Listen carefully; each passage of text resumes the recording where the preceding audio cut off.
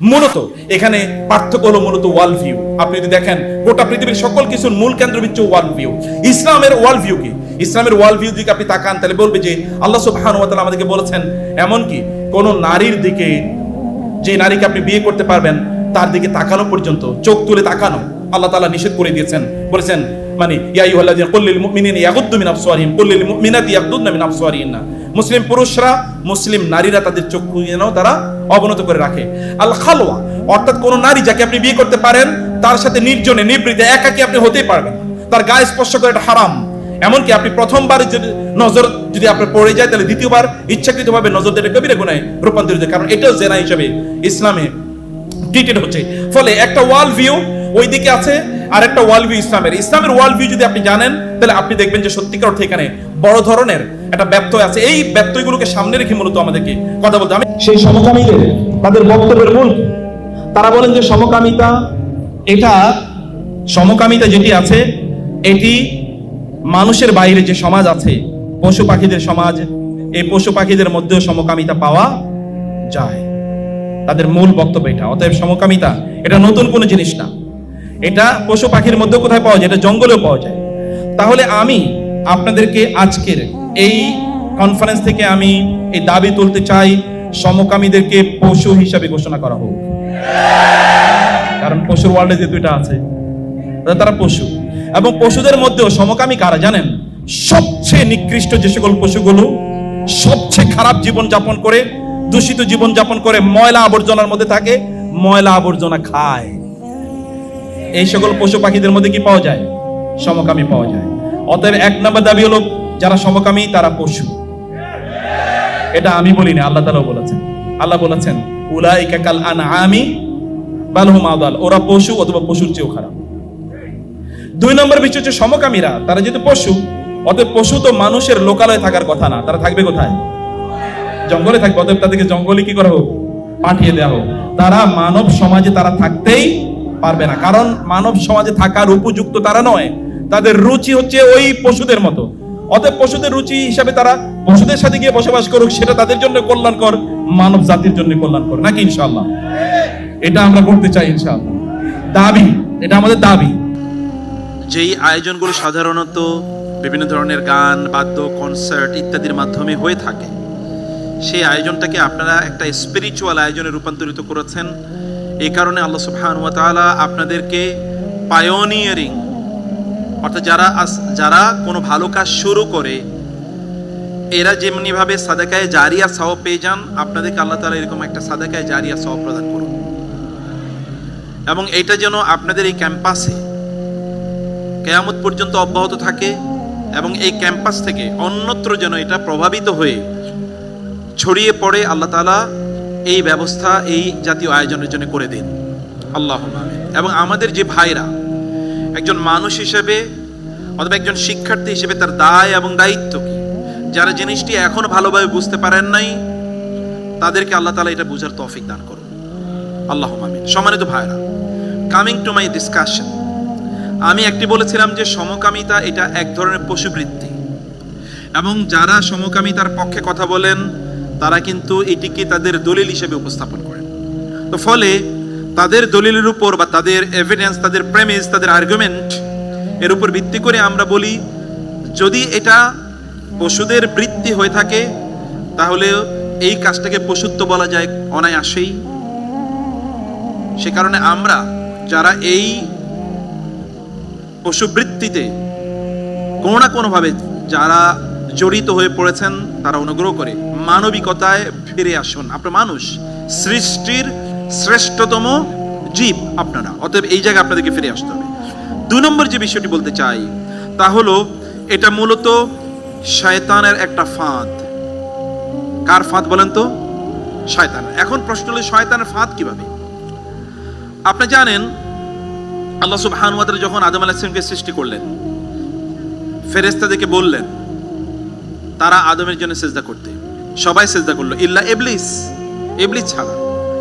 এবং ইবলিস আর্গুমেন্টেশন দিল আমি তো আনা খায়রুম মিনহু খালাকতানি মিন নারিন ওয়া খালাকতাহু মিন তিন, I am better than him, you have created me out of fire and created him meaning Adam out of the clay. আপনি আমাকে আগুন থেকে তৈরি করেছেন, আদমকে মাটি থেকে তৈরি করেছেন, অতএব আমি শ্রেষ্ঠ। আল্লাহ সুবহানাহু ওয়া তাআলা তাকে বললেন যে তুমি যাও, ফাইন্নাকা মালউন, কারণ তুমি লানত প্রাপ্ত, তোমার উপর লানত পড়েছে, লানাহুল্লাহ। আল্লাহ তাআলা তাকে লানত দিলেন এবং বললেন তুমি আমার কাছ থেকে সরে যাও।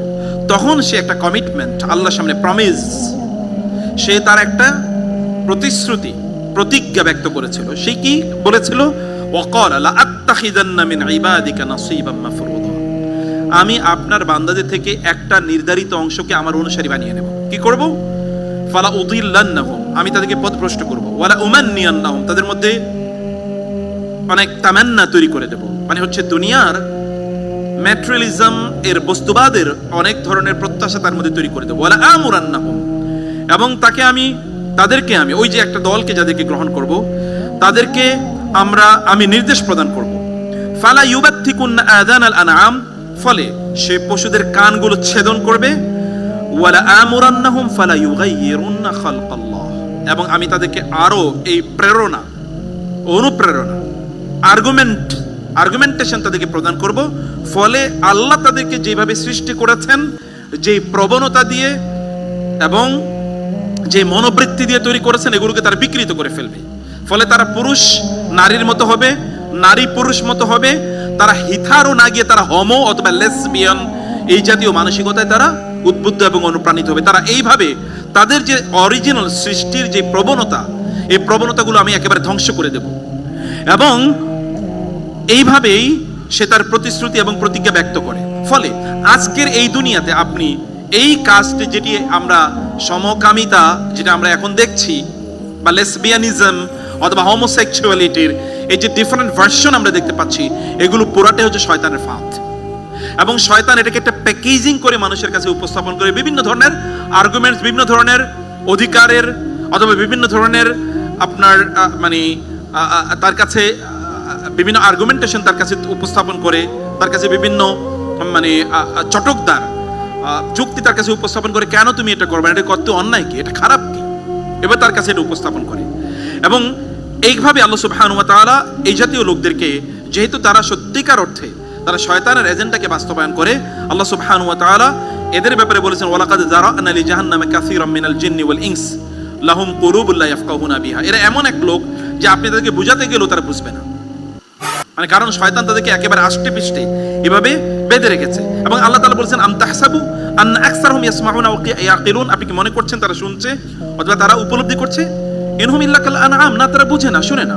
এরা হচ্ছে ওই যে পশু পাখির মতো, যারা বুঝে না এবং শুনে না, তাদের এরকম একটি অবস্থা তাদের তৈরি হয়েছে। 4 নম্বর কথা তাহলে যে আদর্শিক সমকামীরা, যারা আদর্শিকভাবে সমকামী, যারা এটাকে তাদের অধিকার হিসেবে তারা দাবি করে, আমি এই উইদিন ব্র্যাকেট আদর্শিক শব্দটি আমি এই জন্য বলছি, তারা মূলত মানব জাতির তার শত্রু এবং তারা সাম্রাজ্যবাদীদের টুল হিসেবে তারা কাজ করছে। তারা মানব জাতিকে ধ্বংস করার জন্যে যেই সকল জাতিপুঞ্জ পরিকল্পনা করেছে, তাদের এজেন্ডা তারা বাস্তবায়ন করছে। আমরা যেটা এর আগে বলেছিলাম, যেমন আমেরিকার তাদের যে সাম্রাজ্যবাদ, এই ইম্পেরিয়ালিজম এর মূল বক্তব্য হচ্ছে গোটা পৃথিবীতে তাদের চ্যালেঞ্জ করার মতো যেন কেউ না দাঁড়ায়, সেটা কোনো অবস্থায় যেন কেউ না দাঁড়ায়। কেউ যদি দাঁড়ায় তাহলে তারা একেবারে তাকে শেষ করে দেবে। সেটা কি আফগানিস্তান হোক, অথবা সেটা কি ইরাক হোক, অথবা সেটা কি অন্য কোনো রাষ্ট্র হোক, যেটাই হোক না কেন, তাদের বিপরীতে কেউ যদি দাঁড়াতে চায় তাহলে তারা তাকে দেশ শেষ করে দেবে। যেমন আমরা জাপানের কথা বলেছি, অথবা অন্যান্য রাষ্ট্রগুলোর কথা যদি আমরা সেই প্রথম অথবা দ্বিতীয় বিশ্বযুদ্ধের কথা যদি আমরা বলি, মূলত সমকামিতা হলো মানব জাতিকে একেবারে শেষ করে দেওয়ার একটা প্রবণতা। অর্থাৎ তারা তাদের সাম্রাজ্যবাদকে যদি রক্ষা করতে হয় তাহলে অন্যান্য জায়গায় মানুষ থাকবে না, অথবা মানুষ যেগুলো থাকবে এরা সত্যি করতে মানবিক স্পিরিট তাদের মধ্যে থাকবে না, বরং তারা মানবের যে মূল্যবোধ, যদি মূল্যবোধ তাদের মধ্যে থাকে তারা শক্তিশালী থাকবে, তারা অন্য কিছুকে তারা চ্যালেঞ্জ করবে। এই চ্যালেঞ্জের মানসিকতা যেন তাদের মধ্যে না থাকে, এই কাজটা তারা করে। এবং এই কারণে তারা মানব জাতির যে প্রধানতম ইনস্টিটিউশন, যেখান থেকে মূল্যবোধ তৈরি হয়, যেখান থেকে তাদের মধ্যে মনুষ্যত্ব তৈরি হয়, অথবা যেখান থেকে তাদের মধ্যে সাহসিকতা তৈরি হয়, এই জায়গাটাকে তারা ধ্বংস করে দিতে চায়, আর সেটা হলো বিয়ে। আপনারা জানেন যে সর্বপ্রথম যে ইনস্টিটিউটকে তারা আঘাত করেছে, আক্রমণ করেছে, সেটার নাম হলো বিয়ে। এবং এর বিপরীতে তারা অবৈধ যৌনাচারকে তারা চারিদিকে একেবারে ছড়িয়ে দিচ্ছে। আপনি যদি দেখেন তাহলে দেখবেন যে ইউরোপ এবং আমেরিকাতে বিভিন্ন জায়গায় আপনি 60-70% চিলড্রেন পর্যন্ত তারা জানে না who are their real parents or who are their real fathers. তাদের বাবাকে অথবা তাদের মাকে এটা তারা সত্যি করতে জানে না। এবং বহু স্ট্যাটিস্টিক্সে এটা বের হয়ে এসেছে, আফগানিস্তান অথবা ইরাকে বা এই মুসলিম দেশগুলোকে আক্রমণ করার জন্য যে সকল সৈন্যদেরকে তারা ব্যবহার করেছে, সোলজার, এই সকল সোলজারদের অধিকাংশই ছিল তাদের পিতৃ পরিচয় ছিল না। তারা হয়তো অরফানেজে কোনো অনাথ আশ্রমে তারা বড় হয়ে উঠেছে, ফলে তাদের কোনো পারিবারিক কোনো বন্ধন তাদের পেছু টানে না, অথবা তাদের কোনো আত্মীয় স্বজনের এরকম আইডেন্টিটি ছিল না, যার কারণে তারা মনে করবে যে আমাদেরকে তো দেশে ফিরে যেতে হবে অথবা তাদের প্রতি আমাদের দায় আছে। এইরকম কোনো দায় দায়িত্ব তাদের মধ্যে একেবারে ডেভেলপ করেনি। এই মানবিকতা অথবা এই যে মূল্যবোধ, এই মূল্যবোধ তাদের মধ্যে ডেভেলপ করে না একটাই মাত্র কারণ তারা হচ্ছে আসলে লিগাল চিলড্রেন না, তারা হচ্ছে ইলিগাল চিলড্রেন। এবং অধিকাংশের পরিস্থিতিটা হচ্ছে এইরকম একটি অবস্থা। এমনকি অনেকেই তারা পরবর্তীতে তারা বিভিন্ন ধরনের মানসিক সমস্যা তারা ভুগেছে। এখানে তো তারা ট্রমাটাইজড হয়েছে একদিকে, অন্যদিকে যেহেতু তাদের কোনো ফ্যামিলি ব্যাকগ্রাউন্ড নাই, কারো কাছে তাদের কথাগুলো, কষ্টের কথাগুলো বলার মতো কেউ তাদের নাই, এই কারণে তারা ট্রমাটাইজড হয়ে এমন একটি পরিস্থিতিতে তারা যাচ্ছে। এখন দেখেন, আমরা যদি মৌলিকভাবে যারা মানে সমকামিতা যারা অনুপ্রাণিত হচ্ছে, একদিকে আমরা বলবো সাম্রাজ্যবাদীদের টুল হিসেবে তোমরা তোমাদের নিজেদেরকে বা আপনারা আপনাদের নিজেদেরকে ব্যবহার করছেন আপনাদের অজান্তেই। 2 নম্বর হচ্ছে মানব জাতির শত্রু হিসেবে আপনার নিজেদেরকে আপনারা আবির্ভূত করছেন, কারণ মানব জাতিকে ধ্বংস করে দেওয়ার জন্য এখন 750 কোটি বা 800 কোটি মানুষ আছে, এগুলোকে তারা একটা সাইজেবল বা সিগনিফিক্যান্ট নাম্বার তারা কমিয়ে দিতে চায়। কমিয়ে দেওয়ার জন্য কি কি টুল আছে? যুদ্ধ বিগ্রহ করে তারা তো মানুষ মারতে পারা যায় না, কারণ তার এটা হইচই তৈরি হয়ে যাবে। যেমন আমরা গাজা দেখছি, গাজা নিয়ে মানে এখন আমেরিকা এবং ইসরায়েল এই দুটো কিন্তু একেবারে কর্নার অবস্থা আছে গোটা পৃথিবীতে। তো এইরকম পরিস্থিতি তারা পড়তে চায় না, তাহলে আরো ভিন্ন একটা মানে যেটা পরোক্ষ একটা মেকানিজম তাদেরকে ডেভেলপ করতে। আর সেই মেকানিজম কি? এই যে LGBTQI বা কুইয়ার, LGBTQI+ এর সাথে এই আইডিয়াগুলো তারা সামনে নিয়ে আসে এবং এগুলো তারা প্রমোট করছে। এই প্রমোট করার যদি একটা সদস্য যদি আপনি হন, তাহলে আপনি কি কি ক্ষতি করছেন? এর মধ্যে আপনি 1 নম্বর ক্ষতি করছেন, যেটা বলছি, আপনি ওদের টুল হিসেবে কাজ করছেন, মানব জাতির ধ্বংসের পেছনে আপনি বড় কারিগর হিসেবে আপনি কাজ করছেন, এবং আপনি সত্যিকার অর্থে মানব জাতির যে ভয়াবহ ক্ষতি আপনার মাধ্যমে সংগৃহীত হচ্ছে এটা অতুলনীয়, এটার কোনো তুলনা নাই, মানব ইতিহাসে এটার কোনো তুলনা নাই। বরং আমরা বলবো যে এটা বরং তাদের কাপুরুষতার একটা বহিঃপ্রকাশ। আবার বলছি, যারা কথিত সমকামিতায় লিপ্ত এরা মূলত কাপুরুষ। আমি কোনো তাদের সেক্সুয়াল আইডেন্টিটির কথা বলছি, এটা পুরুষ হোক নারী হোক, তারা মূলত কাপুরুষ। কাপুরুষ কিন্তু এটা এক ধরনের দোষ বা গুণ, এটা এক ধরনের মানে তাদের ইন্টারনাল একটা হ্যাবিট। তো তারা কি কাপুরুষ? কিসের কাপুরুষ? তারা সত্যিকার তারা বিয়ে করতে ভয় পায়। তারা কি করতে ভয় পায়? বিয়ে করতে ভয় পায়, কারণ সে কোনো না কোনো ভাবে কোনো না কোনো কারণে বিয়ে করার সে অনুপযুক্ত। ভাই, তুমি যদি সত্যি করতে পুরুষ হও বা নারী হও, তাহলে বিয়ে করো, কারণ বিয়ে তো একটা আইডেন্টিটির নাম। একজন মানুষের পৌরুষত্ব, এটা মানে সেটা ম্যান হোক আর ওম্যান হোক, এটা তার পৌরুষত্ব। তিনি যে সত্যি করতে দায়িত্বশীল, তিনি যে একটা বৈবাহিক জীবন যাপন করতে পারেন, এটা তার প্রমাণ। 2022 সালে কথা বলছি, কুয়েতে মার্কিন দূতাবাসে প্রাইড মাসের সময়, আপনারা তো জানেন প্রাইড এলজিবিটির সাথে দুটো জিনিস খুবই সম্পৃক্ত। একটা হচ্ছে কি রেইনবো, আর একটা প্রাইড মান্থ অথবা জুন মাস। রেইনবো এবং এলজিবিটি রেইনবো আর আমাদের যে রেইনবো কিন্তু একই রকম না, ওখানে একটু কালারের কিছুটা ডিফারেন্সিয়েশন আছে। যাই হোক, রেইনবো এবং প্রাইড, এই প্রাইড কিন্তু এলজিবিটির সাথে খুবই গুরুত্বপূর্ণভাবে সম্পৃক্ত। এই প্রাইড মাসের সমর্থনে তখন টুইট করা হয়েছে কুয়েতের আপনার মানে কুয়েতে যে আমেরিকান এম্বাসি আছে, আমেরিকান দূতাবাস থেকে, মানে তখন এটা টুইট করা হয়েছিল, all human beings should be treated with respect and dignity and should be able to live without fear no matter who they are, whom they love. প্রত্যেক মানুষকে সম্মান এবং মর্যাদার সাথে ট্রিট করতে হবে এবং তাদেরকে অবশ্যই তাদের জীবন কারো পক্ষে কোনো ভয় ভীতি ছাড়াই যেন তারা জীবন যাপন করতে পারে।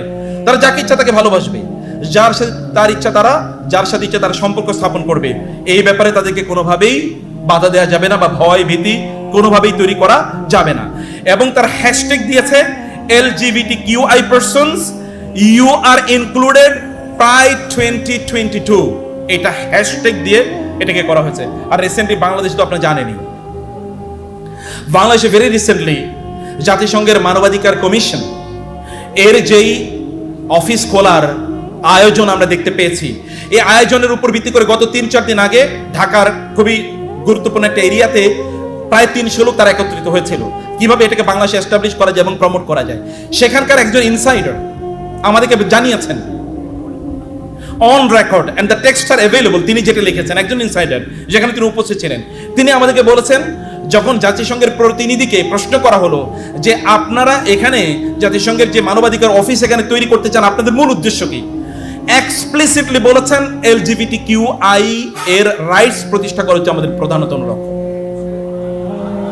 এক্সপ্লিসিটলি এটা তাদের এজেন্ডা, এটা তারা করবেই, এটা তারা করে ছাড়ে। এবং এটা বাংলাদেশের মতো, এই আপনাদের মতো যেখানে দিনকে ভালোবাসেন এরকম মানুষদের উপস্থিতি সত্ত্বেও, এখানে হাজার হাজার না লক্ষ লক্ষ মাদ্রাসা এবং মসজিদ আছে, ওলামায়ে কেরাম আছেন, তাদের উপস্থিতি সত্ত্বেও তারা কিন্তু এটাকে তারা করেই যাচ্ছে। এবং অলরেডি আপনি দেখবেন যে বিভিন্ন ঘটনা থেকে অলরেডি বলা হচ্ছে যে হ্যাঁ, এটাকে আমরা স্বাগত জানাচ্ছি, আপনারা আমাদেরকে দাওয়াত দিয়েছেন, আমরা তাতে খুবই প্রীত হলাম, আনন্দিত হলাম। এবং আপনি বলতেও পারেন যে না, আমরা একই সাথে কি আমাদের একেবারে পাশে অপোজিট একটা জায়োনিস্ট নেশন, চরিত্রগতভাবে জায়োনিস্ট, ধর্মগতভাবে জায়োনিস্ট না, দেশটার নাম জানেন তো আপনারা, 3 দিক থেকে আমাদেরকে ঘিরে রেখেছে, এরকম একটা জায়োনিস্ট দেশ আমাদের পাশে আছে। মিডল ইস্টে আছে আরেকটা জায়োনিস্ট, ওটা রাজনৈতিকভাবে এবং ধর্মীয়ভাবে জায়োনিস্ট, এটা হচ্ছে রাজনৈতিকভাবে জায়োনিস্ট। এইরকম একটা জায়োনিস্ট দেশ, আবার আরেকটা পৃথিবীর গুরু দেশ, এই দুইটা দেশের সাথে আমরা একসাথে যুদ্ধ করতে পারবো না। এই কারণে ওদেরকে আপাতত মেনে নেই, এদেরকে নিয়ন্ত্রণ করার জন্য। এটা আসলে খাল কেটে কুমির আনার মতো একটা পরিস্থিতি তৈরি হবে। কোনো এক সময় দেখবেন যে এই অফিস প্রতিষ্ঠিত হয়েছে, এরপরে দেখবেন যে আমরা কত বড় ধরনের প্রবলেম এর মধ্যে আমরা পড়ে যাই। অতএব এটাকে আমাদের প্রথম থেকে জিনিসটা বুঝতে হবে যে আমরা আসলে আলটিমেটলি তারা কি করতে চায় এবং তারা কোথায় যেতে চায়।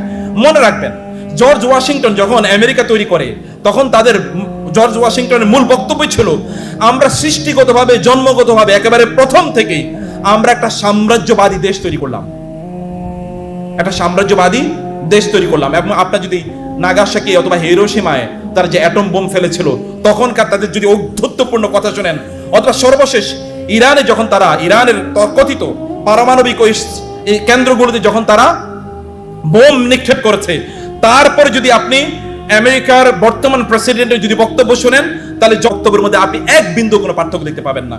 দেখবেন যে সে একই কথা আগে যারা বলেছে, আগে যেমনি ভাবে বলেছে, এখনো তারা তাই বলেছে। তারা গোটা পৃথিবীকে তাদের অধীনে নিয়ে যেতে চায়, তারা কন্ট্রোল করতে চায়। এই কন্ট্রোলিং এর একটা মেকানিজম হচ্ছে কথিত LGBT, মানে কথিত সমতা, এর আড়ালে সমকামিতা এবং LGBTQ এই আন্দোলনগুলো। এর মাধ্যমে তারা কেন করতে চায়, কিভাবে করতে চায়, আমি সেই আলোচনাগুলো একটু আপনাদের সামনে একটু নিয়ে যাই। কিন্তু প্রশ্ন হলো যে এটা আসলে কেন এত সহজ হয়ে গেল, বিষয়টা কেন এরকম হলো। সত্যিকার অর্থে যখন 1960-এর দশকে যখন কন্ট্রাসেপটিভ পিল যখন তৈরি হলো, অর্থাৎ গর্ভ, এটাকে এর আগে তো গর্ভ নিরোধ করা যেত না, মানে কোনো না কোনো ভাবে ধরেন যদি কেউ অন্য কারোর সাথে কোনো ধরনের মানে সম্পর্ক তৈরি করতো, এটা LGBTর বাইরে, মানে একটা হোমো এর কথা যে আমরা বলছি, মানে হোমো না, হিতারো সেক্সুয়ালিটিতে যখন লোকেরা যেত, তখন কোনো একজন নারী প্রেগনেন্ট হয়ে যেতেন, তখন সামাজিকভাবে তিনি নিগৃহীত হতেন, অথবা সামাজিকভাবে তিনি বড় ধরনের প্রশ্নের শিকার হতেন।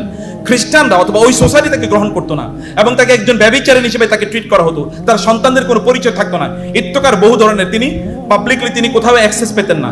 ইত্যকারের কারণে এই সময়ে এই অপকর্মগুলো খুবই কম হয়েছিল। কিন্তু যখন গর্ভ নিরোধক যখন মানে পিলগুলো যখন সহজলভ্য হয়ে গেল, এগুলো যখন উন্নত হলো, তখন এই কাজগুলো অবাধ চারদিকে ছড়িয়ে পড়লো। এবং যখন নারীবাদী আন্দোলন তৈরি হলো, নারীদের তো মূল বক্তব্য একটাই, শরীর আমার, সিদ্ধান্ত নেব আমার, শরীর আমার, সিদ্ধান্ত নেব আমার, যেহেতু বক্তব্য তাদের এই, অতএব এর উপর ভিত্তি করে এটা তৈরি হলো। ফ্রয়েডীয় তত্ত্বের কারণে যখন ফ্রয়েড বললো যে যৌন দমন, কারো যদি যৌন কোনো চাহিদা থাকে, তিনি যার সাথে ইচ্ছা, এমনকি পশু পাখির সাথে, গরু ছাগলের সাথেও তিনি তার যৌনাচার করতে পারেন। এটাকে দমন করার যে কোনো মেকানিজম হচ্ছে, এটা তার মানবাধিকারের লঙ্ঘন। ফ্রয়েড শব্দটা ফ্রয়েড না হলে ফ্রড হলে আরো বেশি খুশি হতাম। এরকম একটি অবস্থায়, মানে এটা একটি পরিস্থিতি ছিল যে এই পরিস্থিতি তারা তাদের এই কথাগুলো তারা মানে ইয়ে করেছে। এরপরে ধরেন ইন্ডাস্ট্রিয়ালাইজেশন, সাংস্কৃতিক বিবর্তন, অর্থনৈতিক বিবর্তন, সামাজিক বিবর্তন, এগুলো কিন্তু কাজগুলোকে খুবই সহজ করে দিয়েছে। আর সর্বশেষ হচ্ছে গণমাধ্যমের প্রভাব। আপনি কি জানেন বাংলাদেশে কিন্তু এরকম সমকামী নামে এরকম বহু কিছুই, বহু নাটক, সিনেমা, গান, বাদ্য, এগুলো রিলিজ হচ্ছে না, হচ্ছে কিনা? এগুলো তো হচ্ছে। কথিত যে সকল ব্যাচেলর বা ইত্যাদি নামে যে সকল গাল গল্প নাটক সিনেমা থেকে দেখানো হয়, অথবা তথাকথিত যে টেলিফিল্মগুলো, এই টেলিফিল্মগুলোর মূল উপজীব্য বিষয় কি? এগুলোই। আপনি নেটফ্লিক্স অথবা যদি ফ্লেক্স ইত্যাদির কথা আপনি বলেন, তাহলে দেখবেন এগুলোর মূল লক্ষ্য উদ্দেশ্য হলো এই জিনিসগুলোকে প্রমোট করা এবং এগুলোকে এস্টাবলিশ করে দেয়া। তো এটা যখন হয়, মূলত এটা ইসলাম এবং খ্রিস্টানিতে দুটোতে সমানভাবে সমান্তরালে এটাকে ফাহিশা হিসেবে মনে করা হতো এবং দুটোকেই সমান্তরালে এগুলো রিজেক্ট করা হতো কোন এক সময়। কিন্তু পরবর্তীতে আমরা, আপনি যদি খ্রিস্টানিটির যদি দিকে আপনি তাকান, খ্রিস্টানিটিতে মূলত আপনার কোনোভাবেই মানে তার বিবাহ বাহিরে কোনো ধরনের যৌন সম্পর্ক স্থাপন করাকে খ্রিস্টানিটি অনুমোদনই করে নাই। এটা কখনোই অনুমোদন করে না। তাদের যদি আমরা তাদের লিটারেচার দিকে তাকাই অথবা তাদের যদি মানে তাদের স্ক্রিপচার এর দিকে তাকাই, তাদের স্ক্রিপচারে একই বক্তব্য। যেমনি ভাবে ইসলামের যে স্ক্রিপচারগুলো আছে, সব স্ক্রিপচারে একই কথা বলা হয়েছে। কিন্তু খ্রিস্টানিতে একটা প্রবলেম রয়ে গেছে। প্রবলেম হলো কি, ঈসা আলাইহিস সালাতু ওয়াস সালাম বিয়ে করেন নাই, এবং মারিয়াম আলাইহিস সালাতু ওয়াস সালাম তার বিয়ে হয় নাই, এবং সেন্ট অগাস্টাইন সে নিজেও কুমার ছিল। এই জিনিসগুলোকে খ্রিস্টানিটির এখন যারা প্রবর্তক আছে অথবা খ্রিস্টান ওয়ার্ল্ডে যারা ফিলোসফার দার্শনিক আছে, তারা এগুলোকে সামনে রেখে তারা বলে যে তাহলে তো কোনো প্রবলেম নাই, বিয়ে শাদী করার কোনো প্রয়োজন নেই, বিয়ে শাদী ছাড়াই তো আমরা আমাদের জীবন যাপন করতে পারবো। কারণ আমরা যাকে আমাদের সেভিয়র, যিনি আমাদেরকে রক্ষা করবেন, রক্ষাকর্তা হিসেবে, ত্রাণকর্তা হিসেবে মানি, তিনিই তো কোনোদিন বিয়ে করেন না। অতএব বিয়েটা আমাদের জীবনের জন্য অবিচ্ছেদ্য অংশ নয়। এটাকে বলে তারা এটাকে একটা মিস ইন্টারপ্রিটেশন তারা দাঁড়া করিয়েছে, এবং এর উপর ভিত্তি করে তারা একটা প্রেমিস তৈরি করতে চায়, যার মাধ্যমে তারা এই পরবর্তী সমকামিতার যেই ডায়ালগ আমরা দেখতে পাই, এই ডায়ালগগুলো তারা উপস্থাপন করছে।